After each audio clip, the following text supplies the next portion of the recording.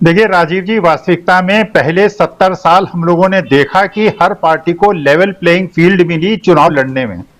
पिछले 6-7 साल के अंदर हम देख रहे हैं कि अपोजिशन पार्टी को लेवल प्लेइंग फील्ड नहीं मिलेगी। आप जरा नोटबंदी को याद कीजिए।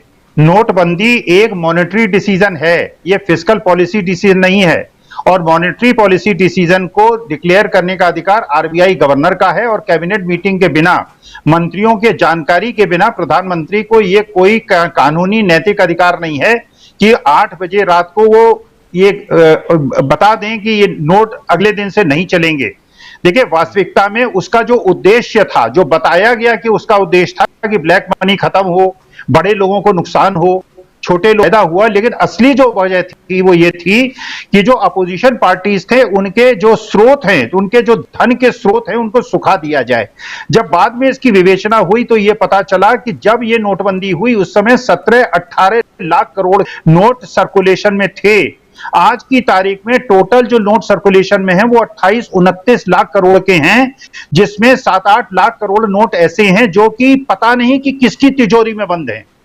इसका माने सर्कुलेशन भी बढ़ गया। नोटबंदी का फायदा नहीं हुआ। नोटबंदी का केवल फायदा यह हुआ कि जो अपोजिशन पार्टीज थी उनके आय के स्रोत कम हो गए। देखिए, वास्तविकता में अगर आप किसी भी चुनाव का विश्लेषण कर लें, एक पार्टी के 40-50 हेलीकॉप्टर एक प्रदेश में उड़ते हैं और दूसरी जो अपोजिशन पार्टीज है उनके पास केवल एक हेलीकॉप्टर होता है। एक पार्टी ऐसी है, हर शहर में 5 स्टार ऑफिसेज उनके पास हैं, और दूसरा सारे जितना मीडिया है उसको उन्होंने अपने हाथ में रख लिया है। और दूसरी जो अपोजिशन पार्टी है वो अपने एकमात्र मुखपत्र नेशनल हेराल्ड को बचाने के लिए संघर्ष कर रही है। देखिए, इस समय जो रास्ता था, अपोजिशन के पास जो रास्ता था कि ये जनता और सरकार के बीच का संघर्ष में इसको बदल दिया जाए, जो कि राहुल गांधी ने अपनी पदयात्रा से बदल दिया है।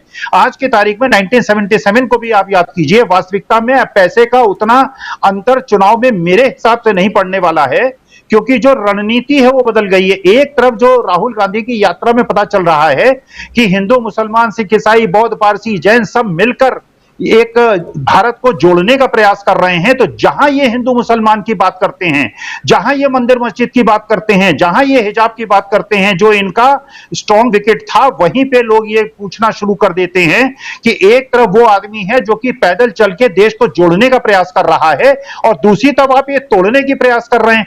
तो इसको कहते हैं स्टिंकिंग मनी।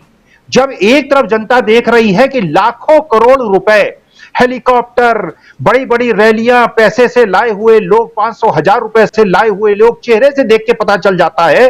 भीड़ की जो बॉडी लैंग्वेज है उसको, जो जब भीड़ नहीं कहूंगा उसको जनता कहूंगा, जनता की बॉडी लैंग्वेज को देख के पता चल जाता है कि जनता जो इस तरफ आती है वो किस प्रकार से निष्क्रिय बैठती है।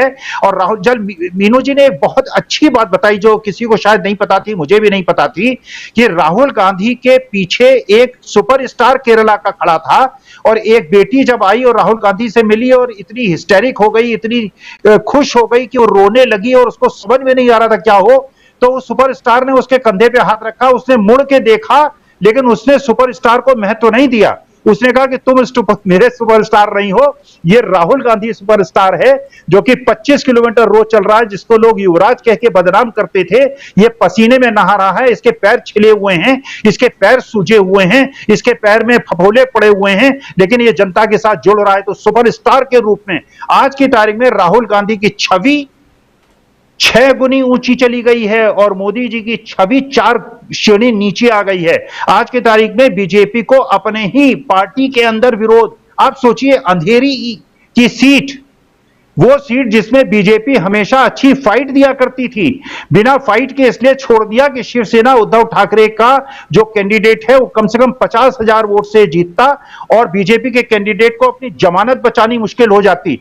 तो वास्तविकता में ये जो परिवर्तन हो रहा है, अब पैसे के, जनता को ये पता चल गया है कि पैसे से जो लड़ाई जीतने का प्रयास है, और एक तरफ धनबल है, तो जनता और इस धन बल के बीच की जो लड़ाई होगी, तो अब ये लड़ाई कांग्रेस को नहीं लड़नी है, शिवसेना को नहीं लड़नी है, एनसीपी को नहीं लड़नी है। अब ये लड़ाई जनता और सत्ता पक्ष के बीच में है।